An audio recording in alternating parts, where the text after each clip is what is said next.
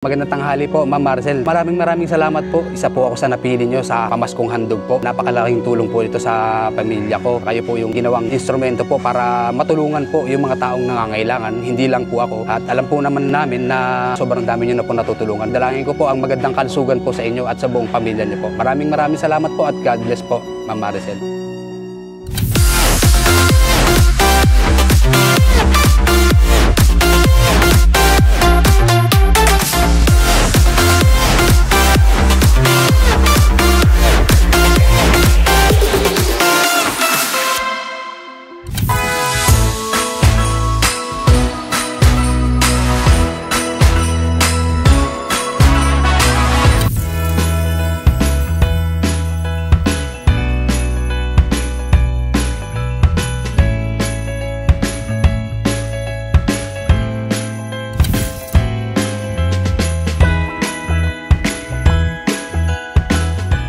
Magandang tanghali po. Ako po si Ronel Bartolome, 39 years old, taga Novaliches, Quezon City po. Sa ngayon po ma'am, okay naman po. Ang trabaho ko po ay isang delivery rider. Nakakasurvive naman po sa araw-araw kahit papaano. Nakakatulong naman po ang pagiging lalamove delivery rider. Depende po sa araw. May araw po kasi na minsan malakas, minsan matumal eh. Pagka matumal po ma'am, depende sa customer kung may mga magbubook. Pero madalas talaga ma'am, pagka talagang matumal, ang may uwi mo lang talaga nasa 400. Pagka maganda yung booking, talagang sa isang araw nakaka 800, mga 900. Malinis na po yun, labas na yung pagkain tsaka mga panggasolina po. Yung misis ko po may sakit po siya na hypokalemia po. Yung bumabagsak po yung potassium po. Tapos nagbo-bloated po yung tiyan niya ma'am. Tapos nalalambot yung wala siyang ano ma'am, parang kumbaga sa atin parang yung pinakabaterya natin, potassium. Pag bumagsak yung potassium, mawawalan ka ng lakas. Masakit sa kalooban na yung asawa ko po na may sakit na ganun. Pero iniisip ko po, kailangan ko po talagang magsipag sa araw-araw para may panggastos po, panggamot, pagkain po sa mga anak ko.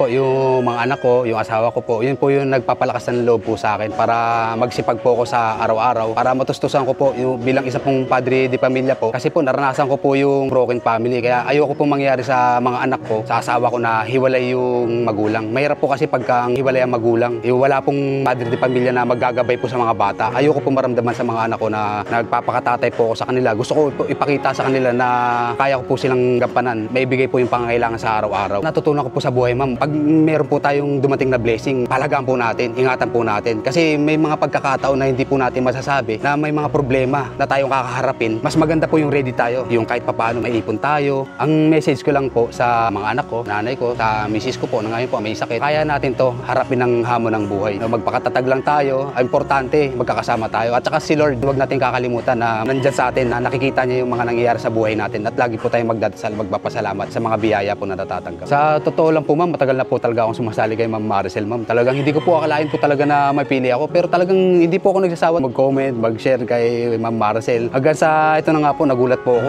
Isa na po pala ako sa napili ma'am. Sobrang salamat ko po kasi napakalaking tulong po talaga nito sa pamilya ko ma'am. Ito pong napanalunan ko na to, alam ko po talaga malaking tulong po sa pamilya ko.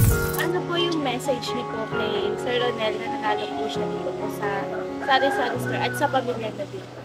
Malaking tulong po ito sa anak ko na napili niyo po yung anak ko na si Ronel Bartolome dahil karagdagan po talaga sa hanap buhay po nila yung merong pagkakitaan po araw-araw. Kasi po, meron na po silang anak na dalawa. Isang senior high, isang elementary. Yung asawa niya naman, di naman po makakapagtrabaho. Kaya malaking tulong po talaga yung naipanalo niyang tindahan na ibibigay niyo sa kanya. Yun na lang po ang babantayan niya po sa araw-araw para magkaroon po ba ng pangbaon mga anak niya.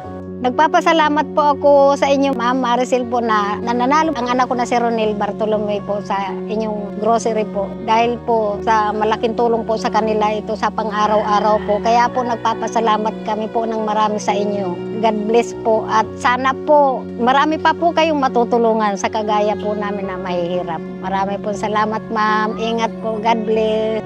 Magandang tanghali po, Ma'am Maricel. Maraming salamat po. Isa po ako sa napili nyo sa pamaskong handog po. Napakalaking tulong po ito sa pamilya ko. Kayo po yung ginawang instrumento po para matulungan po yung mga taong nangangailangan. Hindi lang po ako. At alam po naman namin na sobrang dami nyo na po natutulungan. Maraming salamat po sa kabutiang loob po na ginagawa nyo po sa ating mga kapwa Pilipino. Dalangin ko po ang magandang kalusugan po sa inyo at sa buong pamilya nyo po. Maraming salamat po at God bless po, Ma'am Maricel.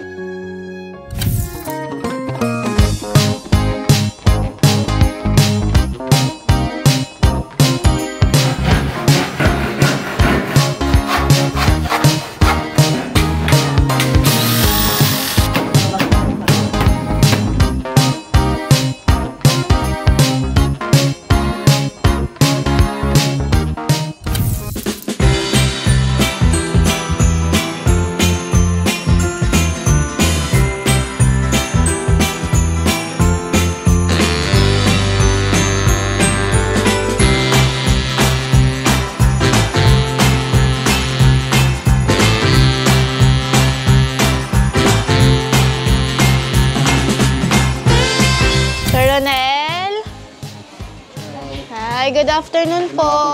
Magandang hapon po. Good afternoon, Mother. Dito po uli kami, mga staff ni Ma'am Maricel Tulfo po. Para ihandog na po sa inyo yung sari-sari store na galing po sa kanya.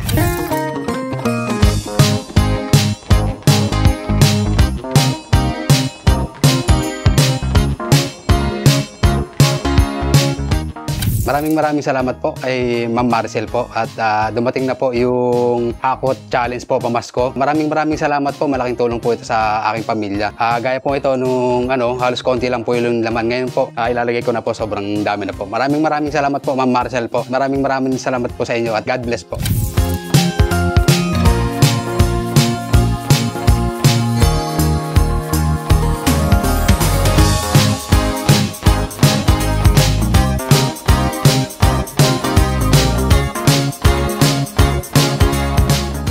Magandang araw po, Ma'am Maricel. Maraming salamat po at dumating na po yung grocery at sinalansan na po namin. Sobrang dami po. Malaking tulong po ito sa pamilya ko po, sa pang-araw-araw. Lalo na po ngayon na yung biyahe ko po ay medyo matumal. Salamat po at malaking tulong po ito sa pamilya ko. God bless po, Ma'am Maricel. Maraming salamat po.